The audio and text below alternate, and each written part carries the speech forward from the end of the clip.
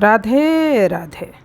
निर्जला एकादशी हिंदू धर्म की सबसे कठिन एवं पुण्यदायी एकादशी मानी जाती है। यह ज्येष्ठ शुक्ल पक्ष की एकादशी को आती है। इस दिन व्रती को जल तक नहीं पीना होता है, इसलिए इसे निर्जला कहा जाता है। इस व्रत को करने से वर्ष भर की सभी एकादशियों को फल प्राप्त होता है। एक बार पांडवों में से भीमसेन ने महर्षि व्यास से निवेदन किया, हे गुरुदेव, मुझे भोजन के बिना रहने की शक्ति नहीं है, अतः मैं सभी एकादशी व्रत नहीं कर सकता। कृपया कोई ऐसा उपाय बताएं जिससे मुझे सभी एकादशी का पुण्य प्राप्त हो जाए। महर्षि व्यास ने भीमसेन से कहा, यदि तुम ज्येष्ठ शुक्ल एकादशी का व्रत पूर्ण निष्ठा और बिना जल ग्रहण किए कर लो तो तुम्हें साल भर की 24 एकादशी का फल प्राप्त होगा। भीमसेन ने यह व्रत किया और पूरे दिन जल, अन्न, फल, यहाँ तक कि एक बूंद जल भी नहीं पिया। उन्होंने रात भर भगवान विष्णु का स्मरण किया और अगले दिन द्वादशी के व्रत का पारण किया। उस दिन से यह व्रत निर्जला एकादशी के नाम से प्रसिद्ध हो गया। यह व्रत कठिन होने के बावजूद मोक्षदायी माना जाता है। सभी एकादशियों को पुण्य एक साथ प्राप्त होता है। व्रती के सभी पाप नष्ट हो जाते हैं। मृत्यु के साथ विष्णु लोक की प्राप्ति होती है। दान, पुण्य, कथा, ध्यान आदि का विशेष महत्व बताया गया है।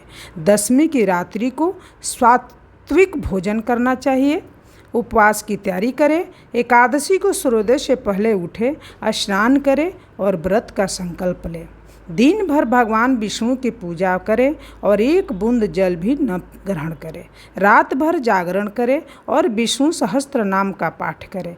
द्वादशी को व्रत खोलें, पहले ब्राह्मण को भोजन कराएं और दान दक्षिणा देकर फिर स्वयं जल ग्रहण करें। इस तरह एकादशी व्रत करने से आपको 24 एकादशी में अगर कोई से आपसे गलती हो जाता है, कभी ऐसा होता है कि कोई अमनिया चीज़ छू दिए या कोई पाप हो जाता है, तो आप अगर ज्येष्ठ मास के निर्जला एकादशी को कर लेते हैं तो सारे 24 एकादशी का पाप आपको पुण्य में बदल जाएगा और सारे पाप नष्ट हो जाएंगे। तो इसलिए ये थोड़ा कठिन है निर्जला एकादशी करना ज्येष्ठ मास का, लेकिन करना चाहिए।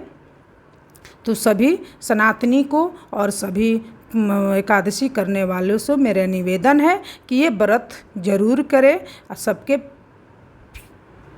फलदायी है और अपने परिवार के लिए ये सब शुभ हैं, तो ये एकादशी करना चाहिए। ऐसे साधु महात्मा लोग कहते हैं कि 6 7 2 दिन पड़ रहा है तो वैष्णव को 7 तारीख को करना चाहिए और 6 तारीख को गृहस्थ में करना चाहिए और गृहस्थ में करना चाहिए और 7 तारीख को पारण करना चाहिए। पारण बहुत सुंदर है, 5 बजे के बाद आपको पारण करना चाहिए और आप लोग एकादशी जरूर करें। सभी भक्त लोग को राधे राधे।